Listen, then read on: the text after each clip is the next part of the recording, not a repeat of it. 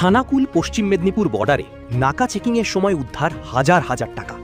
এদিন খানাকুলে বিশেষ নজরদারি দলের চেকিংয়ের সময় একটি ওয়াগনার গাড়ি বর্ধমানের দিক থেকে আরামবাগ হয়ে পশ্চিম মেদিনীপুরের দিকে যাওয়ার সময় সন্দেহ হওয়ায় কর্তব্যরত অফিসারদের এরপরই গাড়িটিতে তল্লাশি চালান তারা। অবশেষে গাড়ির পিছনে একটি সুটকেস থেকে এই টাকা, সোনা ও রূপোর জিনিস উদ্ধার করা হয়। জানা গেছে প্রায় ৮০,০০০ টাকা বাজেয়াপ্ত করেছে তদন্তকারী দলটি।